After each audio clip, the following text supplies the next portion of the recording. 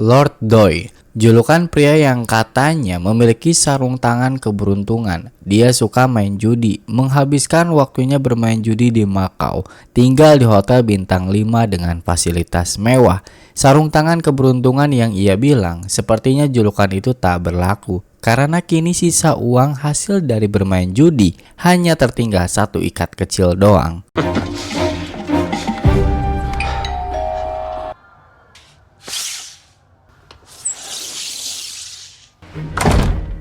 Mental judi yang tinggi dan yakin kegagalannya bermain judi kemarin akan ia balas malam ini dan akan membawa uang yang banyak hasil dari judi untuk menutupi kekalahannya dengan modal yang cuma segitu doang. Meskipun langkahnya menuju kasino harus terhenti dulu karena tagihan Doyle selama menginap di hotel yang mencapai 300 juta dolar Hong Kong atau sekitar 600 juta rupiah yang belum dibayarkan dan akan jatuh tempo dalam waktu 3 hari ke depan. Hari ini adalah hari Sabtu. Doyle beralasan bangkirnya yang di London saat ini libur dan besok libur dan juga hari Seninnya libur. Dia berjanji akan menggantinya di hari Selasa siang, yaitu 3 hari setelah hari ini. Setelah mendapatkan kepercayaan manajemen hotel, ia langsung menuju kasino. Dengan gagah dan percaya diri, ia duduk di meja dengan taruhan tinggi melawan seorang nenek tua. Saat Doyle baru saja duduk, seorang wanita bernama Dao Ming menghampiri dan mengatakan, lawan Doyle bukan orang sembarangan. Dia seperti memiliki keajaiban. Grandma, sebutan nenek tua itu. Dia bermain judi menghabiskan uang suaminya yang selingkuh dan tak pernah dikalahkan. Konon katanya Grandma bisa melihat roh, tapi bagi Doyle itu hanya sebuah dongeng. Malam ini keberuntungan Grandma akan habis. Doyle yakin bisa mengalahkannya.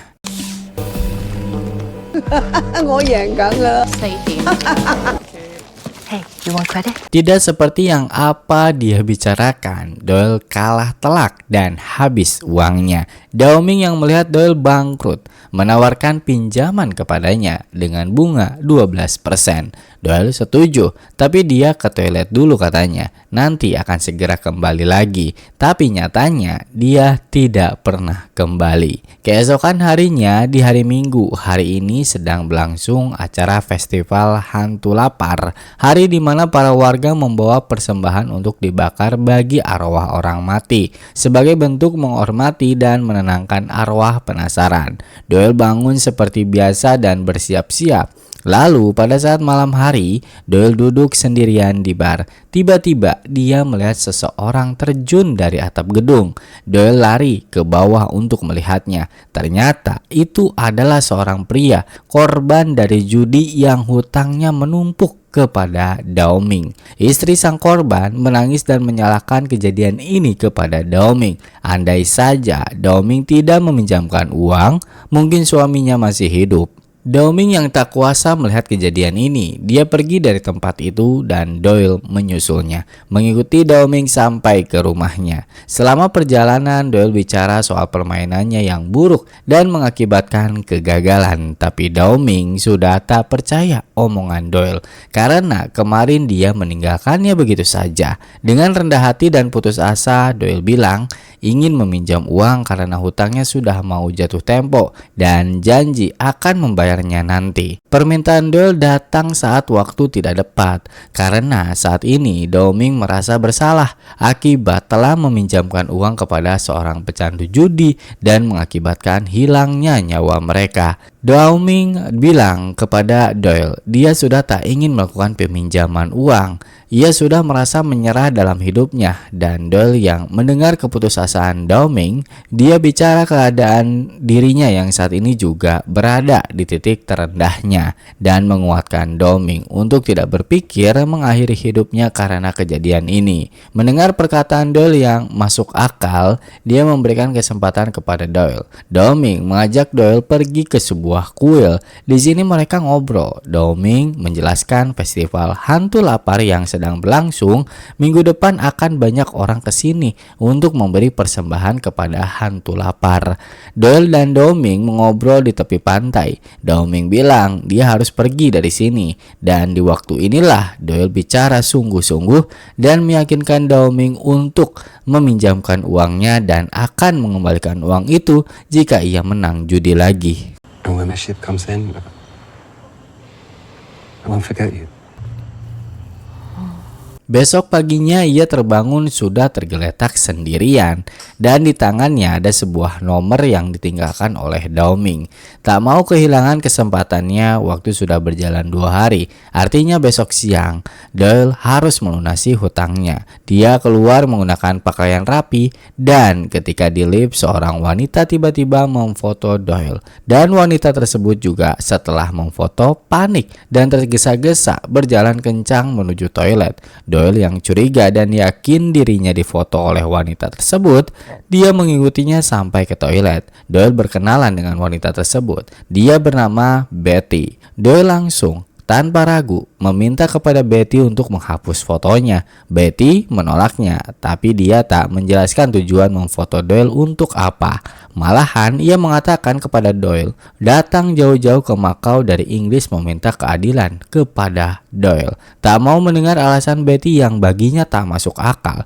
Doyle meminta $500 sebagai gantinya jika Betty masih ingin menyimpan foto dirinya. Tanggapan Betty mengenai tawaran ini malah mengatakan, "Kau sudah kehabisan uang, Lord Doyle." Dan tanpa pikir panjang lagi, Doyle mencuri tas milik Betty.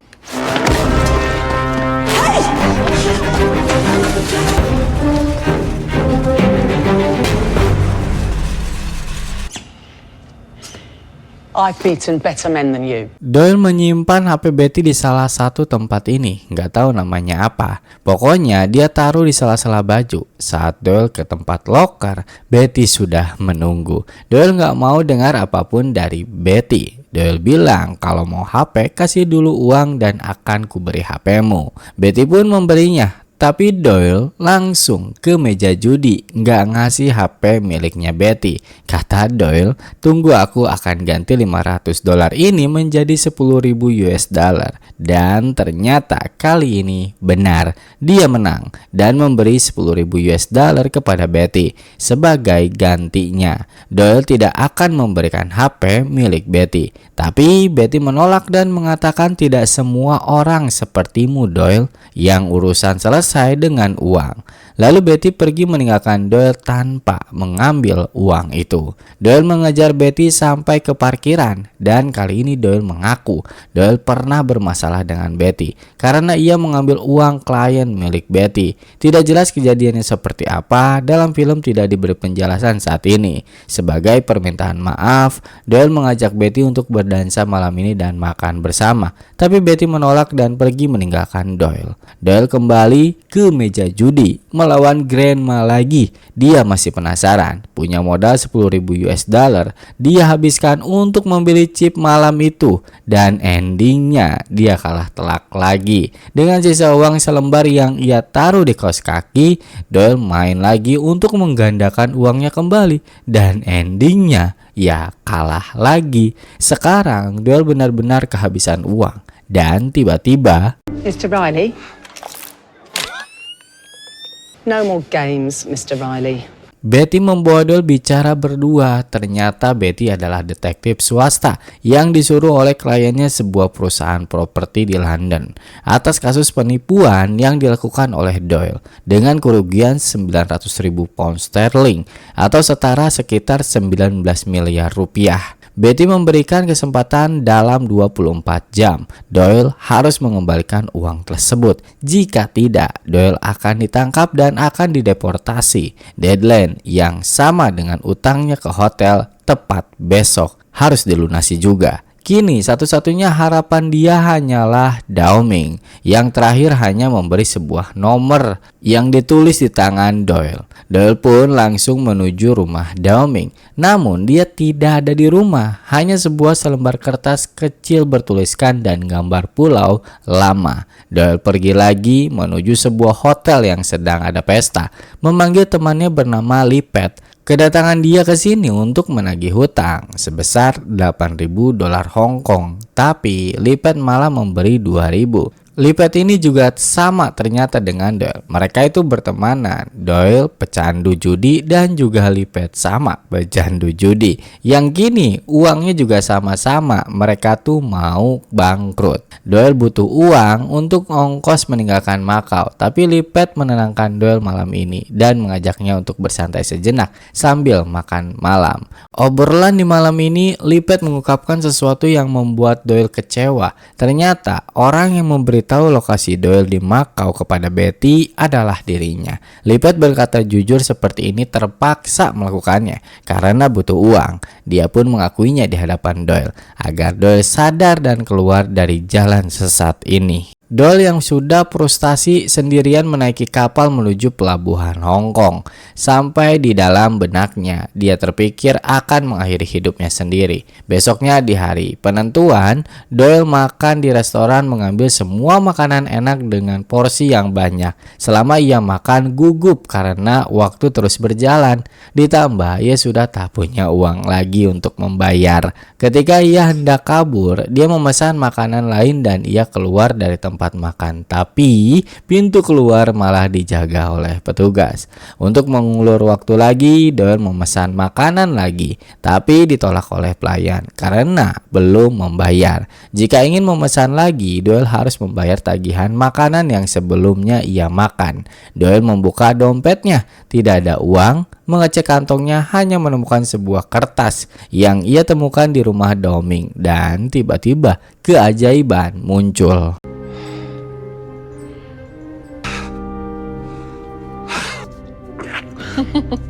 Dao-Ming menyelamatkan Doyle yang sudah putus asa ini. Dan tiba-tiba setibanya Dao-Ming, keadaan Doyle benar-benar pucat dan badannya panas. Karena ternyata Doyle sedang menahan rasa sakit di dadanya.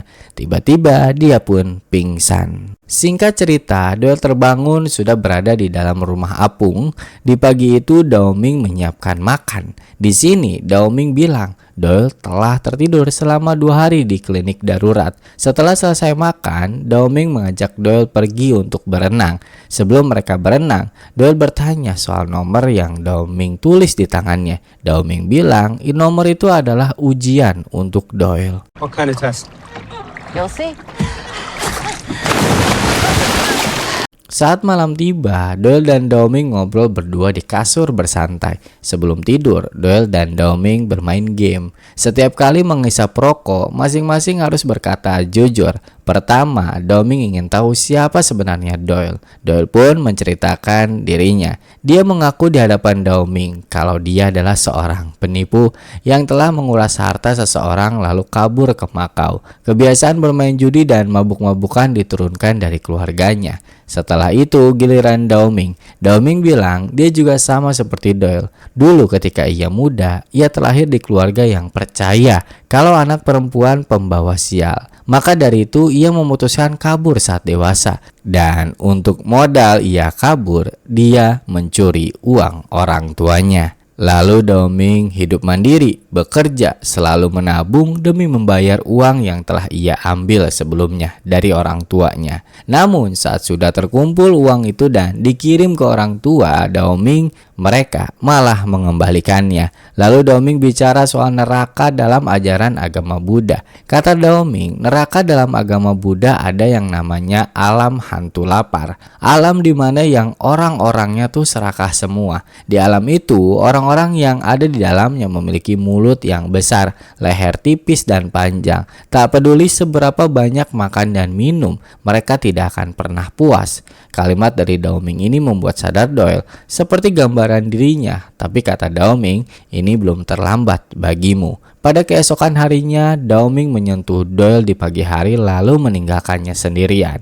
Di pagi ini, Doyle menyiapkan makan sendirian.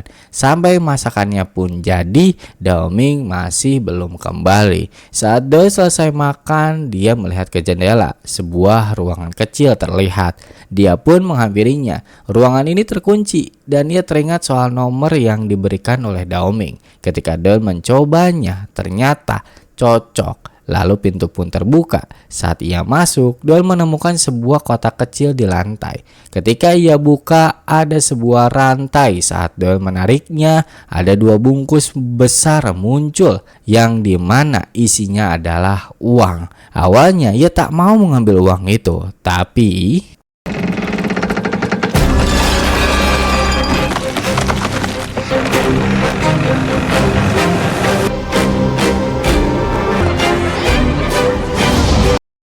Doyle langsung pergi menuju kasino dan menukar sebagian uang yang ia ambil menjadi chip. Doyle mulai berjudi kembali. Sebuah keajaiban datang kali ini. Dia terus-terusan menang, bahkan win streak sebanyak 77 kali dalam satu permainan. Manajemen kasino sampai curiga kepada Doyle dan memperhatikannya di CCTV. Malam itu menjadi kemenangan terbesarnya bagi Doyle. Di pagi buta, Doyle kembali ke hotelnya untuk membayar hutang-hutangnya dengan melebihi jumlah yang seharusnya ia bayar.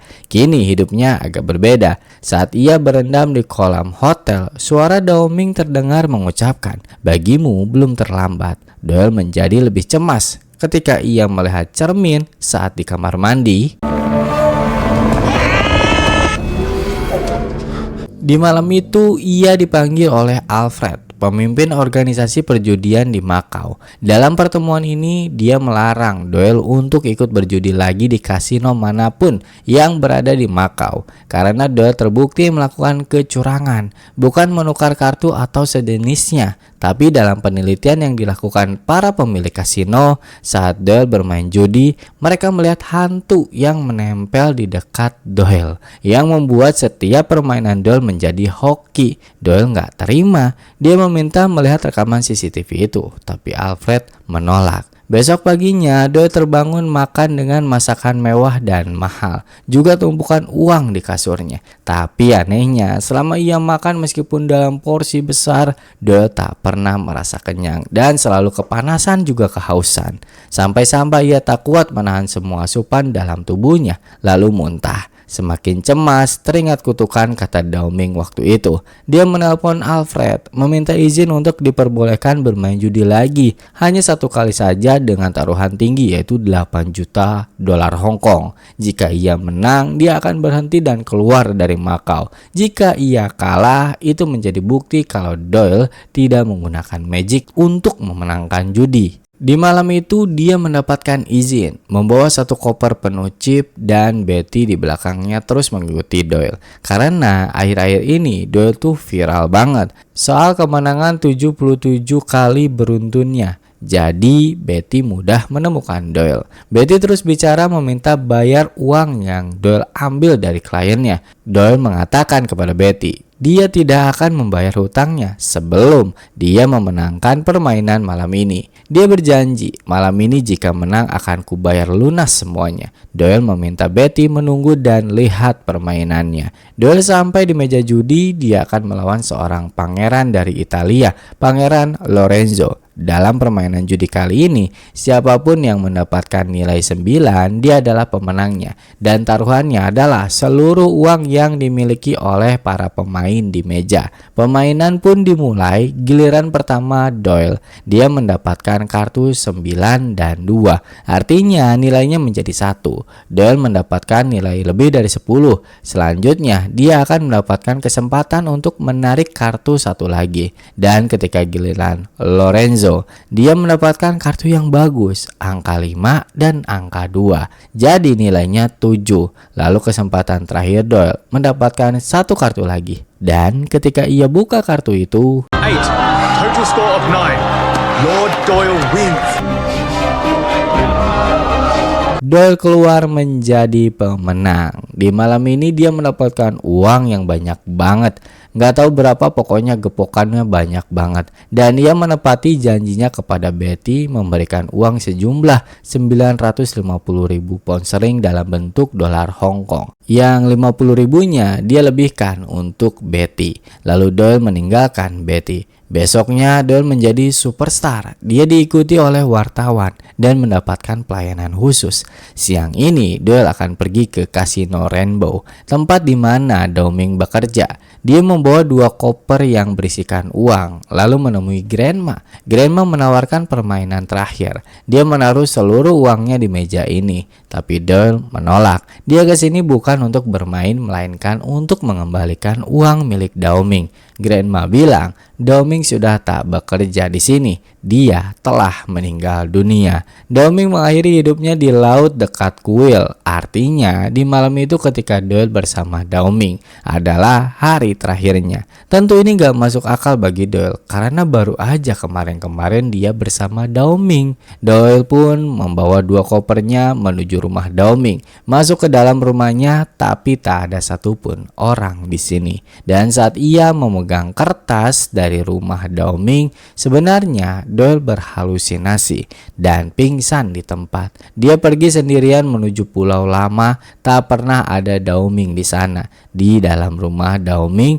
Doyle terus menangis, menyesal, penuh rasa bersalah. Di tengah kesedihannya, dia mendengar petasan-petasan yang berbunyi di langit. Tandanya hari akhir festival hantu akan segera tiba. Warga pun berbondong-bondong menuju kuil untuk memberikan persembahan. Dan upacara akan segera berlangsung. Doyle pun langsung berlari menuju kuil membawa 2 koper yang penuh dengan uang. Dan sesampainya di kuil, ia tanpa ragu melempar seluruh uang itu ke api tempat persembahan. Dari ending ini kita mengerti apa itu uang setan dimakan setan. Di akhir cerita, akhirnya Doyle bertaubat dan sudah terlepas dari lingkaran setan dan keserakahan. Doyle juga terlepas dari kutukan hantu lapar yang menempel dalam dirinya. Lalu film pun tamat.